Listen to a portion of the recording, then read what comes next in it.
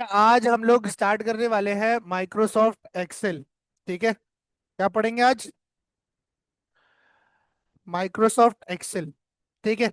ये आपके पास office suit जो मैंने आपको पढ़ाया था, ऑफिस सूट में क्या क्या था? एक्सेल था, वर्ड था, पावर पॉइंट था, आउटलुक वगैरह, ये सारे ऑफिस सूट के अंदर आते हैं। एक्सेल जो है वो इसी ऑफिस सूट का एक सॉफ्टवेयर है। ठीक है, एक प्रोडक्ट है जिसकी मदद से आप क्या कर सकते हो, आप अपने डेटा को स्टोर कर सकते हो, उसे मेंटेन कर सकते हो, उस पर कॉम्प्लेक्स से कॉम्प्लेक्स कैलकुलेशन परफॉर्म कर सकते हो, उस डेटा को एनालाइज कर सकते हो, एंड मच मोर। ठीक है, और भी इसके और भी ज्यादा यूजेज है। ठीक है, तो एक्सेल बेसिकली क्रिएट किया गया था जब एंशियंट टाइम्स के अंदर आपको कोई खाता क्रिएट करना होता था या किसी चीज का हिसाब रखना होता था, तो आप रजिस्टर्स और पेन पेपर पे रखते थे। ठीक है, आज भी कुछ लोग रजिस्टर्स और पेन पेपर पे अपने बिजनेसेस का हिसाब रखते हैं, लेकिन अब वो एक अच्छा वे नहीं है। अगर आप उसमें और प्रोडक्टिविटी और एफिशिएंसी चाहते हो तो आप एक लाजमी एक डिजिटल प्रोडक्ट को यूज करोगे जो आपका काम आसान करेगा, ऑब्वियस सी बात है। ठीक है, अगर 10 नंबर की कैलकुलेशंस करनी है तो आप बजाय इसके कि कैलकुलेटर से खुद करो, आप एक्सेल के अंदर एक बटन दबा के उसे ऑटोमेटिकली जल्दी से कर सकते हो। तो क्या प्रेफर करोगे, खुद से करना या एक्सेल से करना या किसी डिजिटल प्रोडक्ट से करना? डिजिटल प्रोडक्ट को प्रेफर करोगे आप, जो आपका काम क्या करे, आसान बना दे। ठीक है। अब फॉर एग्जांपल इन फ्यू जो इन पास्ट आपके पास बिजनेसेस होते थे, वो अपने डेटा पर अगर कोई कैलकुलेशन करके देखना है, कुछ एनालिसिस करके देखना चाहते थे। अब एनालिसिस क्यों किया जाता है डेटा पर? ताकि बिजनेसेस को या कंपनी को और ज्यादा ग्रोथ दी जा सके, जो वीक एरियाज हैं उसे और स्ट्रांग बनाया जा सके, या पता लगाया जा सके कि कहाँ पर और काम करने की नीड है। ठीक है, इसको कहते हैं एनालिसिस। ठीक है, और ये जो एनालिसिस करता है उसे डेटा एनालिस्ट कहते हैं। इसकी भी मार्केट में प्रॉपर जॉब्स हैं। अगर आप एक्सेल, एसक्यूएल सीख लेते हो और आपको डेटा एनालिसिस आ जाता है तो आप आराम से अच्छा पैकेज बना सकते हो। ठीक है, आज भी जो कंपनीज हैं वो डेटा एनालिस्ट हायर करती हैं। ठीक है, तो इसके अलावा अगर आपको कॉम्प्लेक्स से कॉम्प्लेक्स कैलकुलेशन अपने डेटा पे परफॉर्म करनी होती थी इन पास, तो आपके लिए मुश्किल होती थी, क्योंकि ह्यूमन हो, गलती कर सकते हो। ठीक है, तो ये चीज आपको आसानी मिल जाती है एक्सेल के थ्रू, कि आप कॉम्प्लेक्स से complex calculation without any hurdle और अपना दिमाग लगाए बिना आप ये कर सकते हो। ठीक है, तो ये कुछ आसानियां जो आपको एक्सेल प्रोवाइड करता है कि आप डेटा को सिक्योरली स्टोर कर सकते हो। अब जो रजिस्टर और पेन पेपर पर डेटा स्टोर करते थे लिखकर, ठीक है, उसे सेव करते थे, क्या वो सिक्योर माना जाएगा? नहीं। अगर रजिस्टर पे पानी गिर गया, रजिस्टर कहीं रिप्लेस हो गया, तो आपके पास उसकी कोई कॉपी नहीं है। बात समझ आ रही? लेकिन इस एक्सेल फाइल की आप 10 कॉपीज बना के ड्राइव पे रख दो, अपनी यूएसबी में सेव कर लो, अपनी ड्राइव्स में, अलग अलग ड्राइव्स में सेव कर लो। इससे आप बैकअप्स भी बना सकते हो, इसे कहते हैं बैकअप। ठीक है, आप इसे सिक्योर भी रख सकते हो, इसका पासवर्ड लगा सकते हो। ठीक है, अब फॉर एग्जांपल आपके बिजनेस दुकान के अंदर जो है ना रजिस्टर रखा हुआ है, जिसमें आप पूरा हिसाब किताब करते हो, जाहिर सी बात है वो इन्फॉर्मेशन सेंसिटिव है, किसी के हाथ आ जाएगी तो उसे भी पता चल जाएगी ये सारी चीजें। अब उसकी कोई सिक्योरिटी नहीं है, कोई भी आएगा रजिस्टर उठा सकता है अगर आप मौजूद नहीं हो, कोई सिक्योरिटी करने वाला वहां मौजूद नहीं है उस चीज के लिए, तो आप आएगा और रजिस्टर उठा लेगा। ठीक है, लेकिन एक्सेल की शीट पे आप पासवर्ड लगा सकते हो कि दुनिया में कोई भी खोलेगा उसे पासवर्ड देना पड़ेगा। तो विदाउट आपकी मेहनत के आप सिक्योरिटी भी लगा सकते हो उसके ऊपर। तो बहुत सारे फायदे हैं एक्सेल यूज करने के। ठीक है, सबसे बड़ा है कि आप डेटा को सिक्योरली स्टोर कर सकते हो, उसे ऑर्गेनाइज वे में देख सकते हो, मेंटेन कर सकते हो, उस पे एनालिसिस कर सकते हो कि डेटा पे फॉर एग्जांपल आप एक ऑर्गेनाइजेशन चला रहे हो और आप जो है ना एम्प्लॉयज के डेटा पे एनालिसिस करके देखना चाहते हो कि मेरे एम्प्लॉयज ने पिछले साल 2024 में सबकी टोटल सैलरी मिला के कितना बजट बनता है। बात समझ आ रही है कि मेरे सारे एम्प्लॉयज ने पूरे साल में कितना सैलरी जो है वो उठाई है, उनका ग्रैंड सम, जिससे आप आने वाले साल का अंदाजा लगा सकते हो कि मुझे इतना बजट रखना है जब भी मैं इन सबको पूरे साल की सैलरी दे सकता हूँ। ठीक है, तो ये सारी चीजें मेंटेन करनी होती हैं आपको, और ये आपको कौन प्रोवाइड करता है सारी आसानियां? एमएस एक्सेल का सॉफ्टवेयर आपको प्रोवाइड कर रहा होता है। ठीक है, इसके बरक्स गूगल का भी एक सॉफ्टवेयर है जिसे हम कहते हैं गूगल शीट्स। ठीक है, लेकिन उसमें इतने टूल्स नहीं मिलते जितने आपको एक्सेल के अंदर मिल रहे होते हैं। बात समझ आती है? ठीक है। अच्छा, अब जैसे बचपन में हमारी टीचर्स जो है वो हमारे अटेंडेंस रजिस्टर पे हमारी अटेंडेंस लेती थी। ठीक है, वो अटेंडेंस रजिस्टर पे क्यों लेती थी? ताकि डेटा मेंटेन हो सके, तो ताकि उनको याद रहे कि कौन किस तारीख को प्रेजेंट था। ठीक है। अच्छा, आपने देखा होगा वो जो डेटा वो मेंटेन कर रही होती थी वो in the form of table था। In the form of table था, ब्लॉक्स बने होते थे। क्या बने होते थे? ब्लॉक्स, मतलब कि हर बच्चे की तारीख के लिए एक अलग ब्लॉक बना होता था जिसमें वो प्रेजेंट या एब्सेंट लिखती थी। ऐसा ही है। तो डेटा को टेबल्स के अंदर मैनेज करना ज्यादा आसान होता है बजाय इसके कि आप उसे एक वाइट प्लेन पेपर पे मेंटेन करो। ठीक है। तो यही अप्रोच एमएस एक्सेल या स्प्रेडशीट सॉफ्टवेयर, एमएस एक्सेल को कहा जाता है? स्प्रेडशीट सॉफ्टवेयर, जो मैं आपको पहले भी बता चुका हूँ। ठीक है। स्प्रेडशीट सॉफ्टवेयर के अंदर आप इसको मैनेज कर सकते हो। स्प्रेडशीट सॉफ्टवेयर टेबल्स की ही अप्रोच को यूज करते हैं डेटा को स्टोर करने के लिए, उन्हें ऑर्गेनाइज वे में देखने के लिए, एनालिसिस करने के लिए, एंड मच मोर। ठीक है। तो अच्छा, अब बात आती है सर टेबल क्या होता है? Table is a collection of rows and columns. Table is a collection of,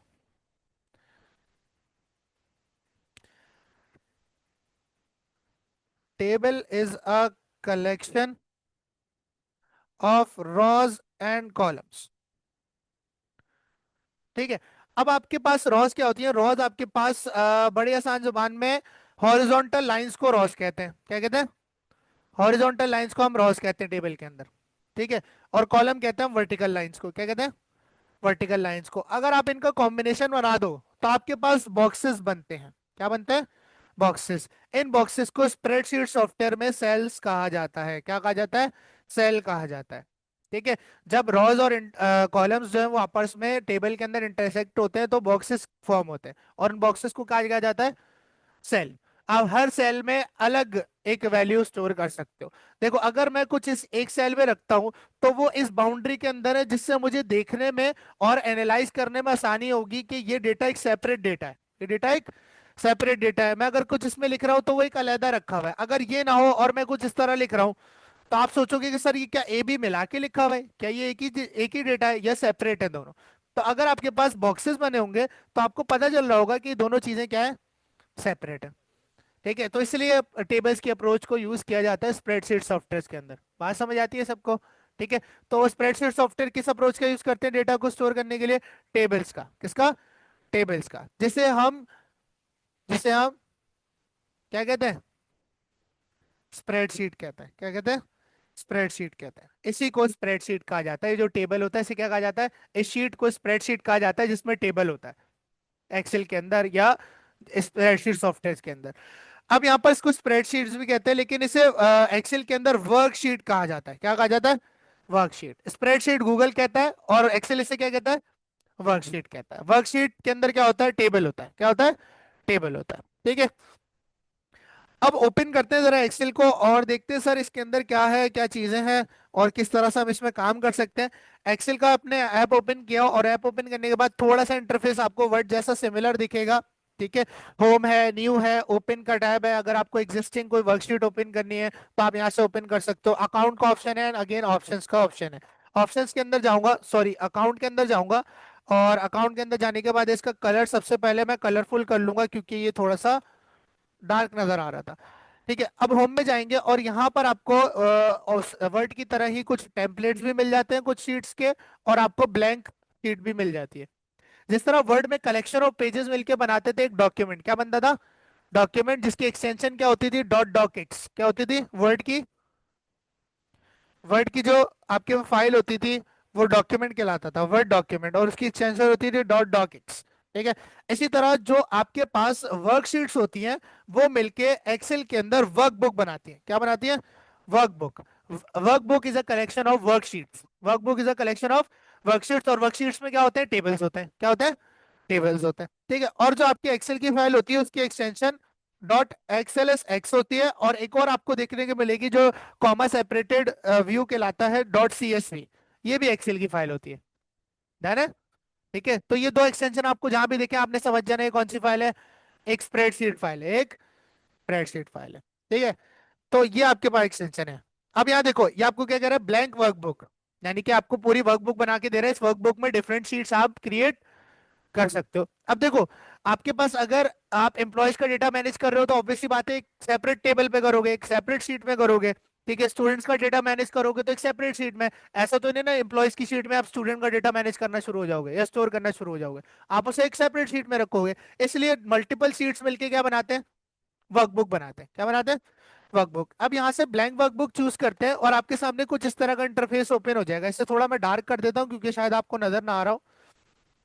तो आपके सामने एक शीट ओपन हो चुकी है, दिस इज द वर्कशीट। क्या कहलाती है ये, this is the worksheet.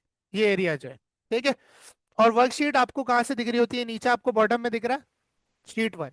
Excel जो नाम रखता है शीट्स के वो इस तरह से रखता है। आप इसको रीनेम कर सकते हो, जैसे इस शीट में अगर तुम एम्प्लॉयज का डेटा पुट करोगे तो तुम इस शीट के नाम के ऊपर राइट क्लिक करो, रीनेम पर क्लिक करोगे। किस पर, रीनेम पर, और इसका नाम रख सकते हो। मैंने इसका नाम रख दिया एम्प्लॉयज, तो इस शीट का नाम अब क्या हो गया, एम्प्लॉयज। डन हो गया। ठीक है, अगर एक और शीट चाहिए तो यहीं पे बराबर में प्लस का आइकन है। आप इसी वर्कबुक के अंदर रहते हुए मल्टीपल शीट्स क्रिएट कर सकते हो। जब भी सेव करोगे तो सारी शीट्स उसको जाएंगी जिसको भेजोगे। है ना, जितनी शीट्स इस वर्कबुक में क्रिएट करोगे और वर्कबुक जिसको भी भेजोगे उसको ये सारी शीट्स नजर आएंगी नीचे। ऐसा नहीं है कि कोई एक शीट जाएगी। बात समझ आ रही है, अगर आप चाहते हो कोई एक शीट जाए तो आपने अलग वर्कबुक में उसे रखना है। ठीक है, वरना वर्कबुक के साथ सारी शीट्स जा रही होती है ना। अच्छा, अब ऊपर वही चीज है, टॉप बार है आपके पास, टाइटल बार है, सेव का बटन है, सर्च का आपके पास इनपुट है। फिर आपके पास ये कौन सा बार है, टैब बार है। कौन सा बार है, टैब बार, जो हम लोग हैं वर्ड के अंदर भी देखा था। होम का टैब है, इंसर्ट का टैब है, ड्रॉ का है, पेज लेआउट, फॉर्मूलाज, इसको हम आहिस्ता आहिस्ता डिस्कवर करेंगे। ठीक है, अब होम के टैब में आपको कुछ चीजें सिमिलर नजर आ रही होंगी, आ रही है। ठीक है, जैसे क्लिपबोर्ड। क्लिपबोर्ड बिल्कुल क्या है, similar. Paste, cut, copy and format printer. Format printer styles copy करने के लिए यूज होता है, फॉर्मेटिंग कॉपी को पेस्ट करने के लिए यूज होता है। फिर आपके पास फॉन्ट का ग्रुप आ जाता है जो कि सिमिलर ही है। यहाँ पर आपके पास फॉन्ट फैमिलीज आ जाती हैं। उसके बाद आपके पास फॉन्ट साइज आ जाता है, बोल्ड, इटैलिक, अंडरलाइन। और अंडरलाइन की यहाँ पर आपको दो ही टाइप्स मिलती हैं, वर्ड की तरह आपको और टाइप्स इसमें नहीं मिलती। मे बी ये 2021 है, आगे के वर्जन्स के अंदर हो, ये मैं नहीं कह सकता, है ना। ठीक है, अब हमने यहाँ पर अंडरलाइन और डबल अंडरलाइन ही मिल रहा होता है। इसके अलावा बॉर्डर मिल रहा होता है जो कि मैंने अभी अप्लाई कर रखा है, इसलिए अप्लाई किया ताकि आपको नजर आए, क्योंकि शेयरिंग में आपको ये लाइंस नजर नहीं आएंगी। ठीक है, तो ये बॉर्डर मैंने अप्लाई कर रखा है जब ये इतने डार्क नजर आ रहा है, वरना इतना डार्क नहीं होता ये बॉर्डर। ठीक है, तो यहाँ पर आपके पास बॉर्डर्स आ जाते हैं। बॉर्डर के बाद आपके पास बैकग्राउंड कलर आ जाता है इसके अंदर, और ये आपके पास टेक्स्ट कलर आ जाता है। कौन सा कलर, टेक्स्ट का कलर आ जाता है। फिर आपके पास ये इंक्रीज फॉन्ट साइज और डिक्रीज फॉन्ट साइज, ये हम पढ़ चुके हैं, बिल्कुल पढ़ चुके हैं सर। ठीक है, एक दफा और देख लेंगे इसको अप्लाई करके। अब यहाँ देखो, this is the table, this is the table, या this is the sheet, this is the worksheet और द स्प्रेडशीट। ठीक है, अब यहाँ पर स्प्रेडशीट बनती है रॉज एंड कॉलम्स के कॉम्बिनेशन से। जब रॉज और कॉलम्स आपस में इंटरसेक्ट होते हैं तो एक सेल फॉर्म होता है। क्या फॉर्म होता है, एक सेल। ही जो बॉक्सेस आपको नजर आ रहे हैं, थोड़ा जूम कर देता हूँ। अब आपके पास स्प्रेडशीट्स के अंदर, ये सिर्फ एक्सेल की बात नहीं कर रहा, दुनिया का कोई भी स्प्रेडशीट सॉफ्टवेयर उसके अंदर ये स्टैंडर्ड फॉलो होता है। स्प्रेडशीट के अंदर या आपकी वर्कशीट के अंदर जो कॉलम्स होते हैं वो अल्फाबेटिकल ऑर्डर के अंदर डिफाइन होते हैं। किस में डिफाइन होते हैं, अल्फाबेटिकल। और जो रॉज होती है वो न्यूमेरिक ऑर्डर के अंदर डिफाइन होती है। आप देख सकते हो आपकी रॉज 1 2 3 4 5 6 7 8, और कॉलम्स ABCDEFG ऊपर चल रहे हैं। ठीक है, जब एक कॉलम दूसरे रॉ के साथ इंटरसेक्ट करेगा तो एक सेल बनता है। क्या बनता है, सेल बनता है। अच्छा, अब वर्कशीट के अंदर ना आपके पास, आप डायरेक्टली इसमें इनपुट दे सकते हो, जैसे मैंने इसमें इनपुट किया। तो जब आप दूसरे सेल में आके यहाँ पर लिखोगे तो आपके पास ये वाली वैल्यू इस वैल्यू वैल्यू के साथ कभी भी मिक्स नहीं होगी, हमेशा सेपरेट रहेगी। पहला आपको ये इसके अंदर एडवांटेज मिल जाता है।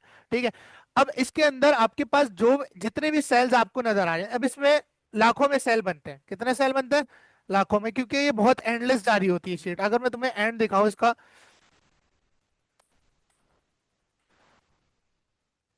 ये लेके नहीं जाएगा, हमें स्क्रॉल करके जाना पड़ेगा। ठीक है, तो ये बहुत आगे तक जा रही होती है शीट। तो ऐसा कभी नहीं हुआ ना मेरी लाइफ में, ना मैंने देखा कि कभी इसके जो कॉलम्स हैं वो खत्म हो गए हो, है ना। तो ये देखो, दीज आर, आपके पास कम से कम भी आप कह सकते हो कि एंडलेस है। एंडलेस नहीं होते, खत्म होते हैं एक जगह जाके, है ना। अगर मैं इसको आगे लेके जाऊं, जब आपके पास ABCD खत्म होती है ना तो इस तरह के कॉम्बिनेशन बनाता है। फिर A के साथ A, फिर A के साथ B, AC। फिर इस तरह से जब A की लाइन खत्म होगी तो BA, BB, BC। ठीक है, इस तरह से ये चला रहा हो, है ना। ठीक है, तो ये आपके पास कह सकते हो कि आपके पास एब्सोल्युटली इन्फिनिट हो सकते हैं। अच्छा, ये आपके पास सेल हो गए। अब वर्कशीट के अंदर ना हर सेल का एक यूनिक नेम होता है। क्या होता है? एक यूनिक नेम जिससे हर सेल पहचाना जाता है। ठीक है, उसे कहते हैं हम सेल एड्रेस। क्या कहते हैं? Cell address. सेल एड्रेस आपके पास सेल की यूनिक आइडेंटिटी होती है। क्या होती है? Unique identity. अभी थोड़ी देर में आपको पता चलेगा कि सेल एड्रेस कितना इंपॉर्टेंट होता है जब मैं आपको रेफरेंसिंग सिखाऊंगा इसके अंदर। ठीक है, तो सेल एड्रेस बड़ा मायने रखता है एक स्प्रेडशीट के अंदर। अच्छा सर, सेल एड्रेस कैसे पता लगाएं? आपके पास सेल एड्रेस फॉर्म होता है। आप जिस भी सेल के अंदर हो सबसे पहले उसका कॉलम नेम देखो, उसका कॉलम नेम देखो और उसके साथ उसका रॉ का नाम मिला के लिख दो। क्या लिख दो? रॉ का नाम मिला के लिख दो। अभी मैं इस सेल पर हूं, मुझे एक बात बताओ, मैं जिस सेल पर हूं वो किस कॉलम में मौजूद है? सी। और किस रॉ में मौजूद है? फोर। तो इसका सेल एड्रेस क्या बनेगा? C4। क्या बनेगा? C4। Column name plus raw name. तो इस सेलर का जो आपके पास एड्रेस है या इसकी जो आइडेंटिफिकेशन है वो है C4। इस तरह से आपके पास हर सेल का एक यूनिक नेम होता है।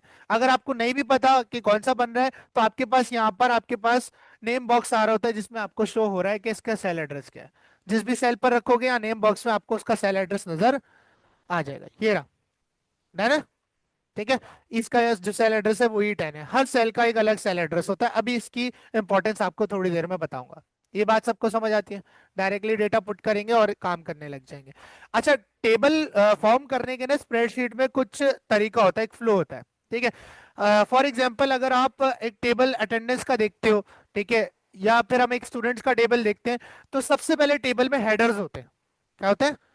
हेडर्स होते हैं, जिससे आपका जो रिकॉर्ड है वो आइडेंटिफाई होता है। फॉर एग्जाम्पल यहाँ पर मैं लिखता हूँ 1001 और यहाँ मैं लिख देता हूँ तैयब। अब अभी फिलहाल तो हमें देखने से पता चल रहा है कि 1001 नंबर है और तैयब जो है वो एक नाम है। ठीक है, लेकिन जब आपके पास बहुत सारा डेटा होता है तो आपको आइडेंटिफिकेशन के लिए इसके ऊपर एक हेडर डालना पड़ता है, नहीं हेडिंग डालनी होती है हर कॉलम के लिए कि इस कॉलम में इस टाइप का डेटा आ रहा होगा। ठीक है, अब 1001 उसकी आईडी भी हो सकती है, उसका रोल नंबर भी हो सकता है। भाई चेचस नंबर है, CNIC क्या है, तो हमें यहाँ पर हेडर्स डालना लाजमी होता है। तो टेबल में सबसे इंपॉर्टेंट चीज क्या होती है? हेडर्स। सबसे पहले हेडर्स डालेंगे, तो यहाँ पर मैं डाल दूंगा आईडी और यहाँ पर एक हेडर लिख दिया मैंने तैयब। ठीक है, और यहाँ पर मैंने 1001 लिखा और यहाँ तैयब। तो इससे आइडेंटिफाई करना आपको आसान हो जाता है। ये आपके पास सही फॉर्म है टेबल बनाने की। टेबल में हेडर्स होते हैं और डेटा होता है। हेडर्स फिर डेटा। डन हो गया? ठीक है, और हेडर्स को अलग से हाईलाइट करने के लिए इनको सेलेक्ट करोगे। सेलेक्ट करने के बाद इनको कलर दे दो और इसको व्हाइट कलर दे दो तो आपके पास अलग से हाईलाइट हो जाएंगे। है ना? ठीक है। अच्छा, एक और चीज, आपको एक्सेल के अंदर किसी भी चीज पर स्टाइलिंग करने के लिए उस टेक्स्ट को सेलेक्ट करने की नीड नहीं है। आपको जस्ट सेल सेलेक्ट करना है। जैसे मैं 1001 सेल सेलेक्ट करूंगा और यहाँ पर मैं उसकी फॉन्ट फैमिली चेंज कर सकता हूँ। डन है? ठीक है। अच्छा, एक चीज का इशू जो एक्सेल के अंदर आ रहा होता है, जैसे फॉर एग्जांपल मैं एक और हेडर बना दूं ईमेल। अब मुझे नेम जो सेल है उसकी स्टाइलिंग इस पर कॉपी पेस्ट करनी है, फॉर्मेट पेंटर का यूज करेंगे। ठीक है, पहले नेम वाले पे आऊंगा। किस पे आऊंगा? नेम वाले सेल पे आऊंगा, फॉर्मेट पेंटर पे क्लिक करूंगा और ईमेल पर क्लिक कर दूंगा, कॉपी पेस्ट हो गया। ठीक है। अच्छा, अब यहाँ लिखता हूं मैं ईमेल। मैंने ईमेल लिखी तैयब@gmail.com। डन है? अब आप यहाँ देखो कि जो C2 के अंदर ईमेल लिखी गई है वो ओवरलैप हो रही है D के ऊपर। ठीक है, तो इसका एक हल जो हम नॉर्मली कर रहे होते हैं या बहुत सारे लोग वो क्या करते हैं, ये जो आपका सेल है ना, जो कॉलम है सॉरी, ठीक है, इसका जो ये वाला है एंड वाला, इससे अगर आप इसको एक्सीड करोगे ना इस तरह से तो ये एडजस्ट हो जाता है।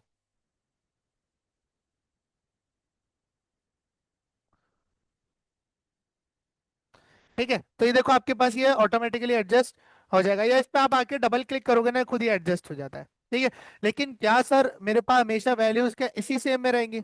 फॉर एग्जाम्पल यहाँ पर कोई ऐसी ईमेल आ जाती है, फॉर एग्जाम्पल जो और लंबी होगी, जो और ज्यादा लंबी होगी, तो अब क्या मैं दोबारा से इधर आके डबल क्लिक करूंगा? अभी तो खुआरी हो गई सर। अब वैल्यूज कितनी हो, 1000 वैल्यूज होंगी तो 1000 दफा आके डबल क्लिक करता रहूंगा। या तो ये करो कि वैल्यूज डाल लो फिर एंड में एक ही दफा फॉर्मेट कर लो। लेकिन इसका एक अच्छा तरीका क्या है? इसका एक अच्छा तरीका ये है कि आप जो है वो एक फॉर्मूला है, एक स्टेटमेंट है, उसका यूज कर सकते हो जो कि कोड से आती है। ठीक है, बस आपने याद कर लेना है वो। अब इसका हल क्या है? आपने की आपकी जो शीट है ना, ठीक है, आपका जो शीट का नाम है इस पे आपने राइट क्लिक करना है। ठीक है, राइट क्लिक करने के बाद यहाँ पर आपको व्यू कोड नजर आ रहा है, ये विजुअल बेसिक खुल जाता है आपका। क्या खोल देता है? Visual basic. व्यू कोड पे आपने क्लिक करना है। व्यू कोड पे क्लिक करने के बाद आपके सामने कुछ इस तरह की विंडो खुल जाएगी। ठीक है। अब इस विंडो में ये जो बीच वाली विंडो आ रही है ना, इससे आपका ताल्लुक है, इसमें आपको जनरल लिखा हुआ नजर आ रहा है। ठीक है। इस जनरल के ड्रॉप डाउन से आपने सेलेक्ट करना है वर्कशीट को। किससे सेलेक्ट करना है? वर्कशीट को। और वर्कशीट सेलेक्ट करने के बाद आपके पास सामने ये दो लाइंस लिखी हुई आ जाएंगी। अब इन दो लाइंस के बीच में आपने एक स्टेटमेंट लिखनी है, जिससे आपके जो सेल्स हैं वो डेटा पुट करने पे ऑटोमेटिकली स्ट्रेच होंगे, आपको बार बार इस तरह से क्लिक करने की जरूरत नहीं पड़ेगी। ठीक है। अब वो लाइन क्या है सर आपके पास, यहाँ देखो। ठीक है, वो लाइन है आपके पास, cells dot entire column dot autofit. ठीक है, और ये जैसे लिखा है ऐसे लिखना है, जो चीज कैपिटल है वो कैपिटल है, जो स्मॉल है वो स्मॉल है ना, केस सेंसिटिव होता है। ठीक है। तो ये लाइन आपने यहाँ पर लिखनी है। आपने आए cells dot entire column dot auto fit. अब यहाँ देखो दो आते हैं, एक ऑटो फिल आता है और एक ऑटो फिट आता है, आपने ऑटो फिट सेलेक्ट करना है। ठीक है। एंटर करने के बाद आपने कोई बटन कुछ नहीं दबाना, आपने इस विंडो को क्लोज कर देना है और इस वाली विंडो को भी क्लोज कर देना, आपके पास एक्सेल की शीट वापस आ जाएगी। अब आप यहाँ पर जितना डेटा एंटर करोगे ना, वो ऑटोमेटिकली एडजस्ट करेगा। अब देखो यहाँ पर जैसे फॉर एग्जांपल मैं 1002 लिखता हूँ और यहाँ मैं लिख देता हूँ मोहम्मद खान। क्या लिख दिया मैंने? अब ये मोहम्मद खान एक्सीड कर रहा है। ठीक है, एक्सीड कर रहा है ना। जैसे ही मैं एंटर दबाऊंगा देखो खुद ब खुद एडजस्ट हो गया। ये बात समझ आती है सबको? ठीक है। तो ऑटोमेटिकली अगर आप चाहते हो आपके सेल्स स्ट्रेच होते रहे या फिट होते रहे, तो आप इस कमांड का यूज कर सकते हो। फिर से देखो, शीट पे जाओगे, राइट क्लिक करोगे, व्यू कोड पे जाओगे, और व्यू कोड पे जाने के बाद जनरल से वर्कशीट सेलेक्ट करोगे और ये कमांड इसके बीच में टाइप कर दोगे। है ना? ठीक है, तो आपका ये काम हो जाएगा, फिर आपने बस इन विंडोज को कट कर देना और आपका काम खत्म। ठीक है भाई।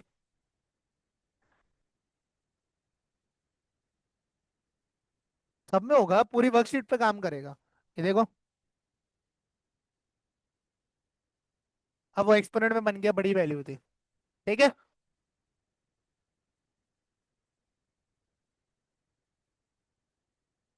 हाँ हाँ।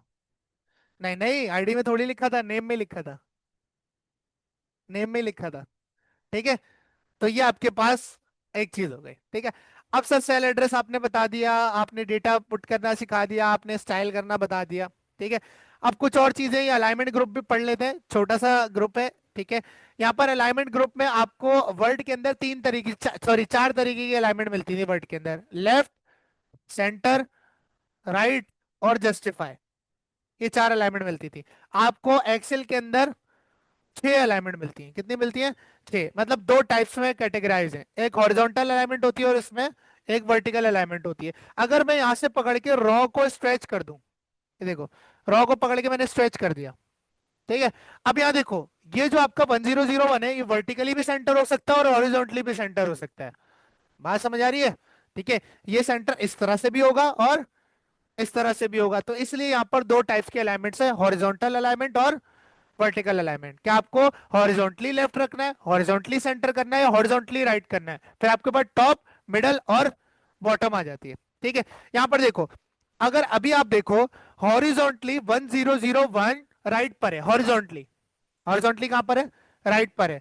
और वर्टिकली बॉटम पर है। वर्टिकली कहां है? बॉटम पर है। अब इसको बिल्कुल इस सेल के बीच में लाना है, तो क्या करेंगे? यहाँ देखो, आपके पास सबसे पहले आती है यहाँ पर टॉप अलाइन। क्या आता है? टॉप। जैसे ही करूंगा देखो टॉप पे चला गया। ठीक है। उसके बाद आता है मिडल अलाइन। क्या आता है? यानी वर्टिकली मिडल में आ जाएगा, देखो वर्टिकली मिडल में आ गया, वर्टिकली वाई एक्सिस पे। ठीक है। और फिर आ जाता है बॉटम, जो बाय डिफॉल्ट होता है। बॉटम क्या होता है? By default. फिर आ जाती है आपके पास हॉरिजॉन्टल अलाइनमेंट, ये हो गई लेफ्ट अलाइन, ये देखो लेफ्ट पे चला गया। ठीक है। फिर होती है आपके पास सेंटर लाइन, देखो सेंटर में आ गया हॉरिजॉन्टली। ठीक है। फिर आपके पास हो गई राइट अलाइन। तो अगर मुझे बिल्कुल सेंटर में करना है तो हॉरिजॉन्टली भी सेंटर करना होगा और वर्टिकली भी सेंटर करना होगा, देखो सेंटर में आ गया बिल्कुल। ठीक है। तो ये दो टाइप्स के अलाइनमेंट्स है, हॉरिजॉन्टली और वर्टिकली। डन हो गया? ठीक है। अच्छा, उसके बाद आपके पास इंक्रीज इंडेंट और डिक्रीज इंडेंट। इंडेंटेशन मैंने आपको वर्ड में पढ़ाई थी। वर्ड में इंडेंटेशन क्या थी, कि अगर आप अपने टेक्स्ट को पेज के मार्जिन से दूर या करीब लेके आना चाहते हो तो आप इंडेंटेशन का यूज करते थे। ठीक है। इसमें आप अगर टेक्स्ट को अपने सेल के बॉर्डर से करीब या दूर लेके आना चाहते हो तो इंडेंटेशन का यूज करोगे। नहीं, अगर मैं बिल्कुल इसकी अलाइनमेंट इस तरह से कर दूं, ठीक है। अब यहां मैं इंक्रीज करता हूँ, देखो सेल दूर जा रहा है अपने बॉर्डर से, देखो वैल्यू दूर जा रही है। ठीक है, ये आपके पास इंक्रीज इंडेंट हो गया, ये आपके पास डिक्रीज इंडेंट हो गया। बॉर्डर से करीब आ रही है और बॉर्डर से वैल्यू दूर जा रही है। ठीक है। अच्छा, उसके बाद आपके पास आती है रोटेशन, जो कि इतनी यूज नहीं होती है, लेकिन देख लेते हैं। अगर आप चाहते हो आपका टेक्स्ट जो है वो एंगल काउंटर क्लॉकवाइज रोटेट हो जाए, क्या हो जाए? रोटेट, कुछ इस तरह। तो आप ये रोटेशन यूज कर सकते हो। तो उसके बाद आती है एंगल क्लॉकवाइज। ठीक है, इसके अंदर आपको इसको अच्छा खासा स्ट्रेच करना पड़ेगा, जब ये आपको ये नजर आएगी। ठीक है, ये यूज इतनी हम करते नहीं है वैसे। ठीक है, उसके बाद आपके पास वर्टिकल टेक्स्ट आता है, कि अगर आप टेक्स्ट को वर्टिकल करना चाहते हो तो वर्टिकल टेक्स्ट हो जाएगी। देन आपके पास रोटेट टेक्स्ट अप, यानी कि नीचे से ऊपर लिखा जाएगा। डन है। ठीक है, उसके बाद आता है रोटेट टेक्स्ट डाउन, ऊपर से नीचे। डन है। ये कुछ रोटेशन है इसकी, जो कि हम इतनी ज्यादा यूज नहीं कर रहे होते। ठीक है, तो इसको हम क्लियर कर देते हैं। अच्छा, क्लियर करने के बाद आपके पास जो अगली चीज है वो है आपके पास रैप टेक्स्ट। क्या है? Wrap text. अगर आपने ऑटो फिट वाली कमांड लगा ली है ना, तो आपको रैप टेक्स्ट की नीड नहीं पड़ेगी। आप बताता हूँ क्यों। देखो, एक नई शीट खोलता हूँ, क्योंकि इस पे तो मैंने रैप टेक्स्ट लगा लिया। नई शीट पे मेरे पास रैप टेक्स्ट लगा के दिखाऊंगा। ठीक है, ऑटो फिट इस पे नहीं लगा हुआ। देखो, ऑटो फिट हमने किस पे लगाया था? एम्प्लॉयज वाली शीट पे। ये मैंने नई शीट ओपन करी है, इस पे ऑटो फिट नहीं होगा। ठीक है, देखो मैं इस पे कुछ भी लिख रहा हूँ तो आपके पास ऑटो फिट नहीं हो रहा। ठीक है, अगर आपको वो नहीं नजर आ रहा तो मैं बॉर्डर लगा देता हूँ। ठीक है भाई। ठीक है, अच्छा यहाँ पर अगर मैं कोई ऐसा टेक्स्ट लिखता हूँ, जैसे मैं लिख देता हूँ मोहम्मद खान। ठीक है, अब ये ओवरलैप कर रहा है। अगर मैं इस सेल पर आकर रैप टेक्स्ट वाले बटन को करता हूँ, तो ये क्या करता है? बाउंड्री में जितना टेक्स्ट आ रहा है बाकी का नीचे शिफ्ट हो जाता है, जो कि अच्छा नहीं लगता। ठीक है, इसलिए इसका तरीका है कि आप कॉलम्स को स्ट्रेच करवाओ, वो ज्यादा सही लगता है, क्योंकि एक वैल्यू एक लाइन में आ रही है। अब देखो, मोहम्मद का एम इधर आ रहा है, एडी नीचे आ रहा है। ठीक है, तो हम रैप टेक्स्ट का इतना ज्यादा यूज नहीं करते, हम ऑटो फिट का ज्यादा यूज कर रहे होते हैं। है ना? ये कहलाता है रैप टेक्स्ट। अगर ऑटो फिट यूज करोगे तो रैप टेक्स्ट यूज करने की जरूरत नहीं पड़ेगी। है ना? अच्छा, ये हो गया सर। उसके बाद आता है मर्ज सेल। आप चाहते हो कि भाई ये सारे सेल मर्ज होके एक बड़ा सेल बन जाए। क्या बन जाए? तो आपने इन सारे सेल्स को सेलेक्ट किया, और सेलेक्ट करने के बाद आपने इस बटन पे क्लिक किया, देखो एक सेल बन गया। बन गया। अब मुझे एक बात बताओ, इस सेल का सेल एड्रेस क्या होगा? इस सेल का सेल एड्रेस क्या होगा? बड़ा इंटरेस्टिंग सवाल है। मत क्या होगा? है C6 और C9 और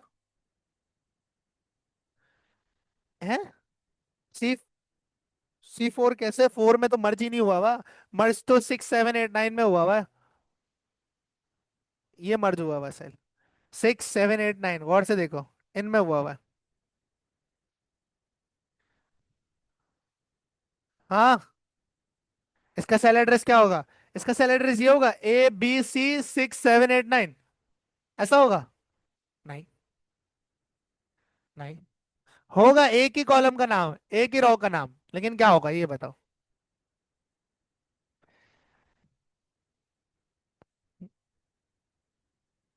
इसका सेल एड्रेस है A6। आओ बताता हूँ कैसे। ये देखो यहाँ पर है, आपके पास ये आ गया नेम बॉक्स। अब ये कैसे? देखो, कंट्रोल Z करता हूँ। अब ये कंट्रोल Z इसमें नहीं होता। जब आप सेल मर्ज कर रहे होते हो ना, अब देखो मैंने इस सेल पे रखा। ठीक है, और यहां से मैंने सिलेक्शन शुरू की। कहां से करी? A15 से। कहां से सिलेक्शन शुरू करी?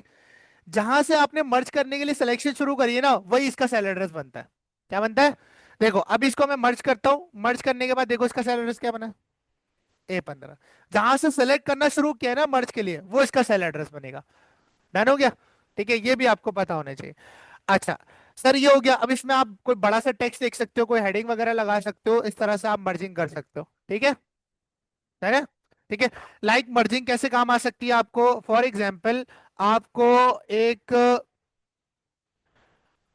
आपको इस एम्प्लॉय का, ये स्टूडेंट के दो फोन नंबर चाहिए। कितने फोन नंबर चाहिए? दो फोन नंबर चाहिए। आपने यहाँ लिख दिया कुछ भी फोन नंबर। डन है, ये लिख दिया। और यहाँ पर भी आपने एक फोन नंबर लिख दिया। डन है, लिख दिया। अब ये इसका फोन नंबर 1 है और ये फोन नंबर 2 है, तो यहाँ पर आप हेडिंग डाल दोगे सर कि फोन नंबर 1, और यहाँ हेडिंग डाल दोगे फोन नंबर 2। ठीक है, ये आपने डाल दिया, और इसकी स्टाइलिंग हम कॉपी पेस्ट कर लेते हैं फॉर्मेट पेंटर से। ठीक है, लेकिन इसके बरक्स आप एक काम और कर सकते हो, आप इन दोनों वैल्यूज को करो डिलीट, और डिलीट करने के बाद इन दोनों जो ऊपर वाले सेल हैं, सिर्फ जो हेडर वाले सेल है, इनको कर दोगे आप मर्ज। मर्ज करने के बाद आप यहाँ लिख दोगे सिंपल फोन नंबर्स। क्या लिख दोगे? Phone numbers. तो आपको देखो ये दोनों सेल जो है वो इसके नीचे आ रहे हैं, तो अब आपको पता रहेगा कि दोनों सेल किसके हैं, फोन नंबर्स के। इस तरह से भी आपको ये काम आ रहा होता है। डन हो गया? बात समझ आती है? ठीक है। तो ये आपके पास मर्जिंग सेल कहलाता है। ठीक है, इतना ही रखेंगे इसको। अभी नंबर फॉर्मेट्स में अगली क्लास वगैरह में पढ़ाऊंगा। ठीक है। अच्छा, कुछ और चीजें यहाँ पर इंटरेस्टिंग, सेल रेफरेंसिंग। क्या सीखेंगे हम? सेल रेफरेंसिंग सीखेंगे। अगर आप चाहते हो कि ये वाला जो सेल है, जिसका सेल एड्रेस क्या आ रहा है आपके पास, B11, क्या आ रहा है? B11 यहाँ पर, ये रहा मेरा जो सेल एक्टिव है वो ये रहा। ठीक है। मैं चाह रहा हूं इसमें वही सिमिलर वैल्यू हमेशा रहे जो इस वाले सेल में है। किसमें? B2 में। मैं कह रहा हूं आपके पास जो B11 है उसके अंदर वही सिमिलर वैल्यू हमेशा रहे जो B2 में रखी हुई है। किसमें रखी हुई है? मैं ये नहीं कह रहा कि B11 के अंदर तैयब होना चाहिए, मैं ये कह रहा हूं कि B2 के अंदर हमेशा जो वैल्यू रहेगी वो किस में रहेगी? B11 में भी रहनी चाहिए। अच्छा, अगर आप ये कहते हो कि सर तैयब है ना, यहाँ पर तैयब लिख दिया, लिख दिया, सेम वैल्यू है, बिल्कुल आएगी। लेकिन अगर यहाँ आके मैं लिख देता हूँ एपटेक, क्या लिख दिया मैंने? एपटेक, क्या B11 में वैल्यू चेंज हुई? मैं तो कह रहा हूँ कि B2 में हमेशा जो वैल्यू हो वो B11 में रहे। अब यहां पर आपको काम आते हैं सेल एड्रेस। आप इस सेल को B11 को एक रेफरेंस दोगे, एक हवाला दोगे, किस सेल का? B2 सेल का। किसका? B2 सेल का। आप B11 को बोलोगे कि भाई आप हवाला ले लो, किसका? रेफरेंस ले लो B2 सेल का, कि हमेशा जो B2 सेल में वैल्यू रहेगी वही आपके पास रहेगी। वही किसके पास रहेगी? आपके पास रहेगी। ठीक है। अच्छा, अब इसकी वैल्यू और B2 की वैल्यू मैं बराबर करना चाहता हूँ, इक्वल्स करना चाहता हूँ। इक्वल्स टू का कौन सा साइन होता है? Equals to. ऐसा ही। तो मैं B11 में आऊंगा और B11 में आने के बाद यहाँ लिखूंगा इक्वल्स टू। क्या लिखूंगा? Equals to. और जो आपके पास एपटेक जिसमें लिखा हुआ है उस सेल का सेल एड्रेस क्या है? B2। तो यहाँ लिखूंगा मैं इक्वल्स टू B2। क्या लिखा? देखो वहां हाईलाइट हो रहा है ऊपर ब्लू कलर से, हाईलाइट हो रहा है। यहाँ पर मैं एंटर करूंगा, देखो एपटेक आ गया, एपटेक आ गया। ठीक है। अच्छा, यहाँ आके वापस से मैं तैयब लिखता हूँ, इसमें एंटर करूंगा, नीचे तैयब हो गया। ये फायदा होता है आपकी सेल रेफरेंसिंग का। अगर आप सेल रेफरेंस लेते हो कहीं किसी और जगह का, तो अगर आप वहां चेंज करते हो तो उसकी जहां जहां रेफरेंस होगी वहां पर भी वो चीज अपडेट हो जाएगी। बात समझ आई? सेल रेफरेंस का समझ आया? ये होता है सेल रेफरेंस लेना। और ये सेल रेफरेंस लेना है विद इन द शीट। आपने शीट के ही सेल का रेफरेंस उसी शीट में लिया है। ठीक है। अच्छा, अब मैं कहता हूँ अम्माद कि मुझे शीट 2 में, जो कि एक सेपरेट शीट है, ऐसा ही है, जो कि एक सेपरेट शीट है, मुझे ये वाला जो सेल है जो कि C6 है, कौन सा है? C6। मैं शीट 2 के C6 सेल के अंदर एम्प्लॉय शीट के B2 सेल के रेफरेंस लेना चाहता हूं। अब मैं रेफरेंस ले रहा हूं किसी और शीट के सेल का, किसी और शीट के सेल में। पहले मैं ले रहा था सेम शीट के सेल में। बात समझ आ रही? अब ये कैसे लेंगे? क्या मैं किसी और शीट के सेल का रेफरेंस इस शीट में ले सकता हूँ? बिल्कुल। अच्छा, फिर वही बात कि अगर मैं आके सिर्फ तैयब लिख दूं, जो कि B2 में लिखा है, यहाँ के अगर मैं एम्प्लॉयज में आके तैयब की जगह यहाँ कर दूं वापस से एप टैग, तो आपके इस सेल में तो अपडेट हो गया क्योंकि यहाँ रेफरेंस था, यहाँ रेफरेंस था ना। लेकिन अगर शीट 2 में जाओ तो यहाँ तो स्टिल तैयब लिखा हुआ है, एप टैग तो नहीं हुआ। इसका मतलब ये B2 की वैल्यू नहीं उठा रहा है, ये स्टैटिक वैल्यू है जो कि चेंज नहीं होगी। अब यहाँ रेफरेंस कैसे लेंगे? जब भी आपको किसी और शीट के सेल का रेफरेंस किसी और शीट में लेना है, तो उसका सिंटेक्स होता है आपके पास, यहाँ लिख देता हूँ मैं, इक्वल्स टू, शीट का नाम लिखते हो आप सबसे पहले। क्या लिखते हो? इक्वल्स टू लिख के क्या लिखते हो? शीट का नाम। देखो शीट 2 में रेफरेंस ले रहा हूं, और किस शीट से ले रहा हूं? एम्प्लॉयज की शीट से। किसकी शीट से? मेरी शीट का नाम क्या है जिसमें मेरी वैल्यू रखी हुई है? एम्प्लॉयज नाम है। ठीक है। एम्प्लॉयज, और फिर लगाते हो आप एक्सक्लेमेशन साइन। क्या लगाते हो? Exclamation sign. और फिर आप उस शीट का सेल एड्रेस डिफाइन करते हो। क्या डिफाइन करते हो? सेल एड्रेस डिफाइन करते हो। इस तरह से आप दूसरी शीट में लेते हो। अच्छा, अगर मुझे ऐसे लेना है तो मैं लिखूंगा इक्वल्स टू एम्प्लॉयज। क्या लिखूंगा? भाई एम्प्लॉयज की शीट में जाओ और एक्सक्लेमेशन उसका B2 के सेल का रेफरेंस ले लो। ये सिंटेक्स होगा दूसरी शीट में सेल एड्रेस लेने का या सेल रेफरेंस लेने का। ठीक है। आओ इसको टेस्ट करते हैं। यहां पर आए, और यहां पर आने के बाद मैंने लिखा इक्वल्स टू। क्या लिखा? इक्वल्स टू, और एम्प्लॉय शीट, देखो एम्प्लॉय शीट में से लेना है।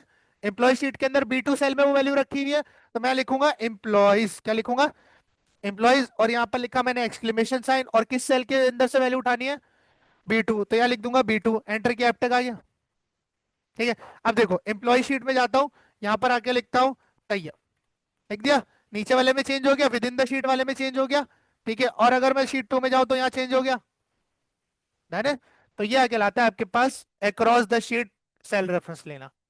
ठीक है, विद इन द शीट लेना है तो डायरेक्ट सेल का एड्रेस दे देंगे, डायरेक्ट सेल का एड्रेस दे देंगे। लेकिन अगर दूसरी शीट में जा रहे हो तो पहले शीट का नाम बताओगे कि किस शीट के कौन से सेल का रेफरेंस लेना है ना। ठीक है, तो ये रेफरेंसिंग आपको आनी चाहिए। ठीक है, इतना काफी है। और आगे पढ़े, पढ़ा दूं? अच्छा, ये जो आपके पास बार आ रही है ना जिसमें मोहम्मद खान लिखा हुआ आ रहा है, क्यों लिखा हुआ आ रहा है? क्योंकि इस सेल को मैंने सेलेक्ट किया हुआ है। ये बार कहलाती है फॉर्मूला बार। देखो इस पे ओवर क्या है, टूल टिप आ रही है, क्या कौन सी बार कहलाती है? Formula bar. ठीक है, एक्सेल में आपने सुना होगा बड़े फॉर्मूला फॉर्मूला यूज होता है। ठीक है, फॉर्मूलाज क्यों यूज होता है? ताकि आप अपनी कैलकुलेशंस को आसानी से परफॉर्म कर सको, इसलिए फॉर्मूलाज का यूज किया जाता है। ठीक है, अब हम एक काम करते हैं कि हम लोग जो है ना ये दोनों शीट्स जो है ना वो डिलीट कर देते हैं और एक नई शीट बनाते हैं, बिल्कुल स्क्रैच से। ठीक है, सर हमने एक नई शीट बनाई। अब इस नई शीट के अंदर आए और यहाँ पर मैंने बॉर्डर लगा दिया। अब मैंने यहाँ पर एक रैंडम वैल्यूज डाली है, 13, 12, 55, 65, है ना। अब ये चार स्टैटिक वैल्यूज हैं और मैं चाहता हूँ इन चारों स्टैटिक वैल्यूज का सम जो है वो A5 के अंदर आ जाए। सम यानी सब प्लस होके कहाँ जाए? A5 में। प्लस करने के लिए प्लस का साइन यूज करते हैं। ठीक है, और एक्सेल में फॉर्मूला बनाने के लिए, चाहे वो आपका यूजर डिफाइंड फॉर्मूला हो या एक्सेल का अपना फॉर्मूला हो, हमेशा इक्वल्स टू का साइन लगता है। चाहे सेल रेफरेंस लेना हो, चाहे फॉर्मूला लगाना हो, एडिशन करनी हो, सब्ट्रैक्शन करनी हो, मॉड्यूलस लेना हो, कुछ भी लेना हो, क्या लगेगा सबसे पहले? इक्वल्स टू का साइन, अगर आप डायनेमिक काम कर रहे हो तो।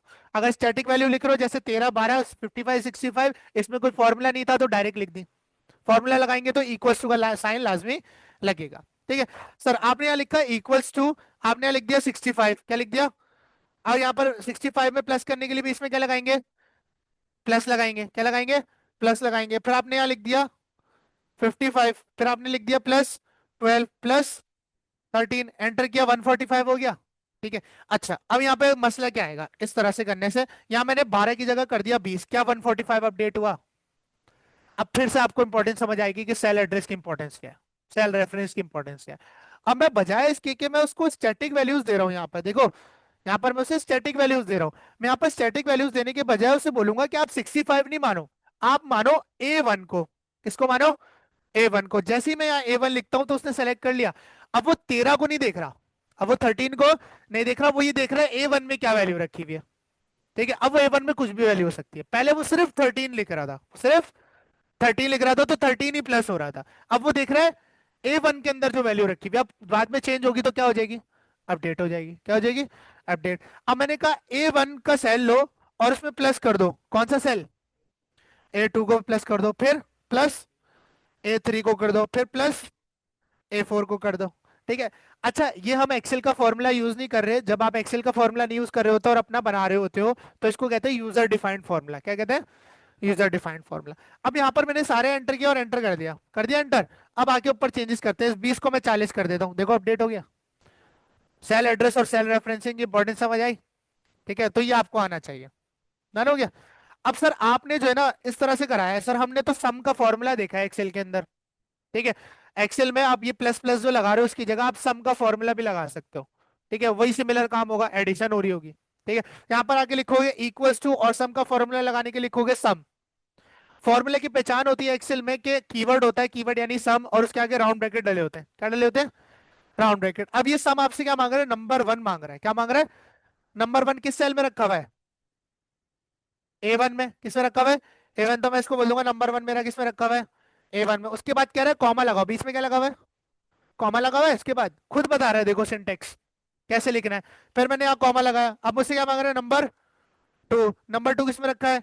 A2 में। फिर कह रहा है कॉमा लगाओ, फिर क्या कह रहा है? A3, नंबर 3 दो, फिर कह रहा है कॉमा लगाओ, फिर A4, एंटर किया, क्या आ गया? समा गया।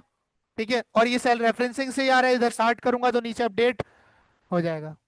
ध्यान है? अच्छा, अब यहां पर मेरा एक और सवाल है अम्माद तुमसे। ठीक है, और वो सवाल मेरा ये है कि यहाँ पर मेरे पास 4 नंबर थे, तो मैंने सब में एक एक करके कॉमा दे दे के सेल रेफरेंस दे दिया। मेरे पास 100 नंबर होते तो मैं क्या कॉमा ही देता रहता सारी जिंदगी? नई सेल बताओ कैसे होता है वो, उसे क्या कहते हैं? फॉर एग्जाम्पल 100 नंबर होते हैं भाई, डेटा में 100 नंबर हो सकते हैं कॉलम में, 100 के 100 से भी ज्यादा हो सकते हैं। अगर तुम्हें 100 एम्प्लॉयज की सैलरी सम करनी है तो 100 सैलरीज होंगी। तो अब क्या, सब में जाके एक एक सैलरी प्लस करोगे, नीचे आओगे कॉमा लगाओगे, फिर दूसरी सैलरी सेलेक्ट करोगे कॉमा लगाओगे, कॉमा ही लगाते रहोगे सारी जिंदगी। बात समझ आ रही है? तो इसका शॉर्टकट अब आपके पास आता है जिसे हम कहते हैं रेंज। क्या कहते हैं? रेंज। ठीक है। अब आपके पास रेंज काम करती है जब आपके पास एक सीक्वेंस के अंदर नंबर्स पड़े हुए हैं। किस सीक्वेंस में पड़े हुए हैं? एक सीक्वेंस में पड़े हुए हैं। आपके पास एक सीक्वेंस में नंबर पड़े हुए हैं, अगर आपके पास यहां पर एक में भी कोई टेक्स्ट आ जाता है, अगर आपके पास यहां पर किसी एक में भी बीच में क्या आ जाता है? टेक्स्ट, तो अब ये रेंज नहीं रही, रेंज ये है। रेंज ये दो नंबर है, ये रेंज में नहीं है। तो रेंज में, रेंज क्या कहती है कि आपके पास सारे नंबर्स जो हैं वो सीक्वेंस के अंदर होने चाहिए, बीच में कोई टेक्स्ट नहीं होना चाहिए। ठीक है।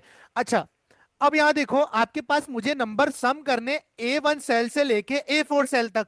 कहां तक सम करने? A1 से A4 तक, और बीच के जितने नंबर्स हैं वो भी इंक्लूड होंगे।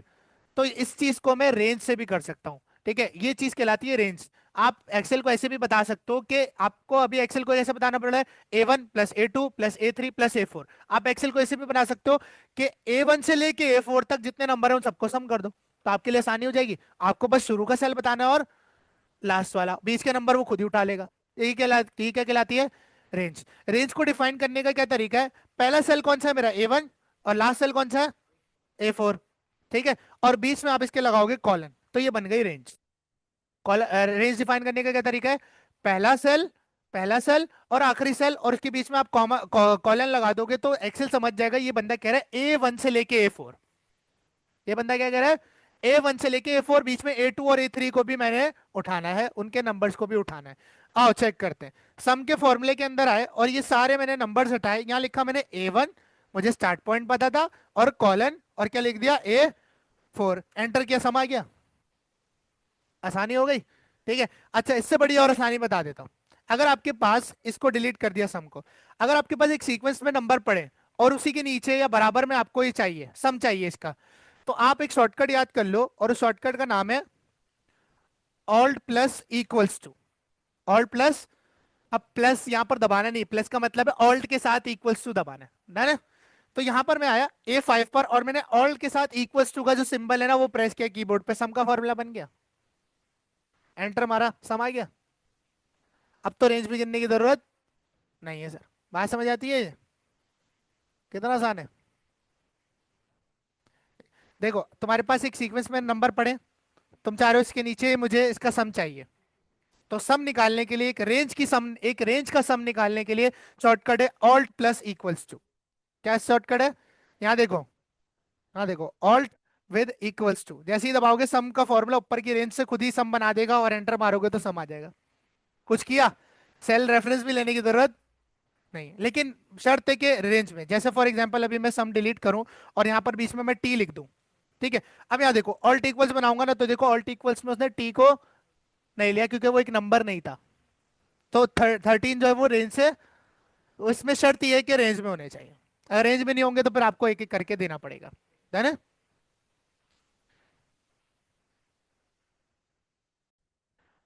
अच्छा, अब वही जो सबसे पहले करते हैं एक्सेल के अंदर बनाने के बाद, स्टूडेंट की मार्कशीट बनाना। ठीक है, हम भी वही कर लेते हैं सर पहले। ठीक है। मार्कशीट में क्या होगा? स्टूडेंट की आईडी होगी, स्टूडेंट का नेम होगा, हेडर्स डिफाइन करूंगा ना पहले, क्या क्या चाहिए? नेम होगा, और हाँ, एज होगी, फादर नेम नहीं चाहिए। ठीक है, एज होगी, क्लास होगी। ठीक है, मैथ्स के मार्क्स होंगे उसके, और उर्दू के मार्क्स होंगे उसके, कंप्यूटर के मार्क्स होंगे, और किसके होते हैं? इंग्लिश के, और कंप्यूटर में सब्जेक्ट कौन सा होता है, और एक और है, केमिस्ट्री कर लेते हैं। ठीक है, यहाँ हमने कर दिया केमिस्ट्री। डन है।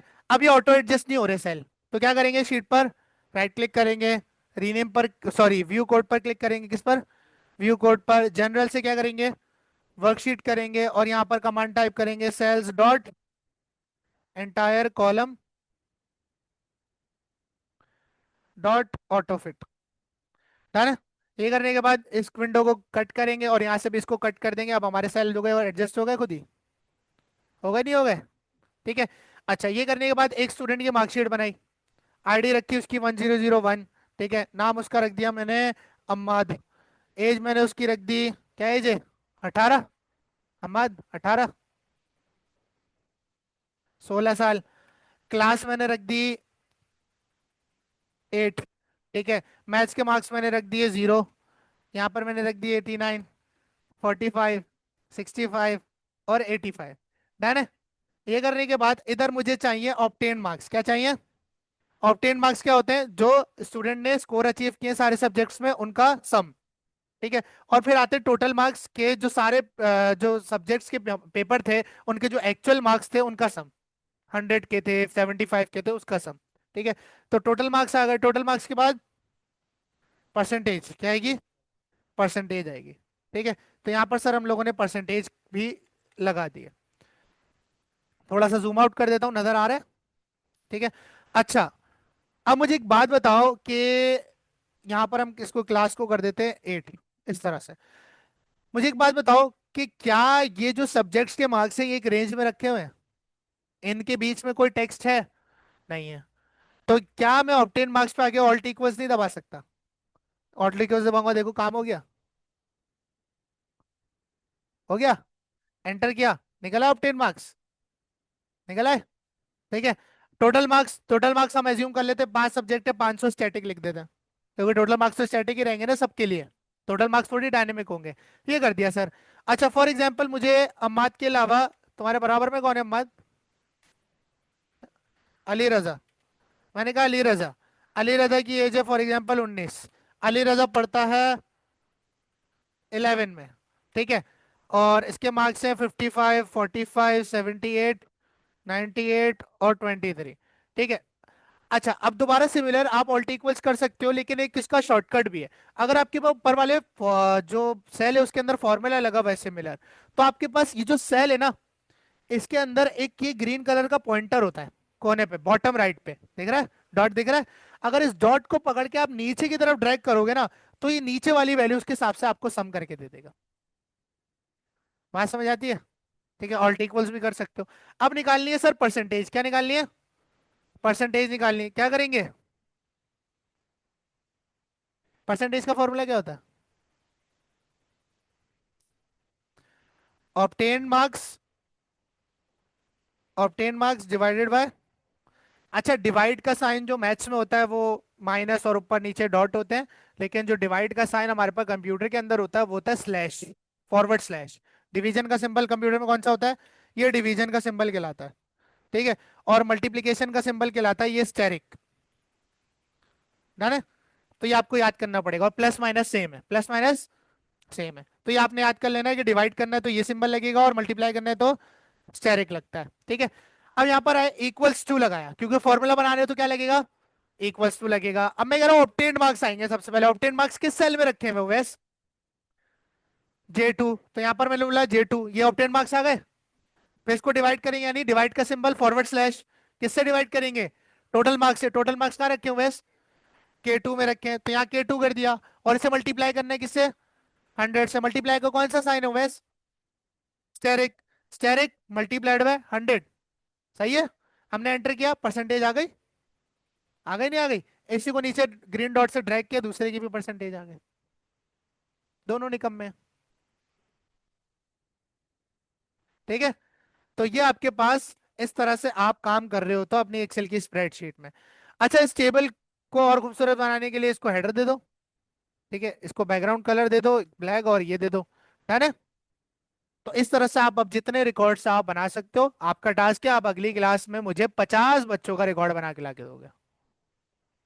ठीक है। एक दफे तो फॉर्मूला लगाना है, कॉपी पेस्ट करना होगा, खाली रिकॉर्ड ही तो डालना है उसके अंदर। हाँ, परसेंटेज तक असाइनमेंट है।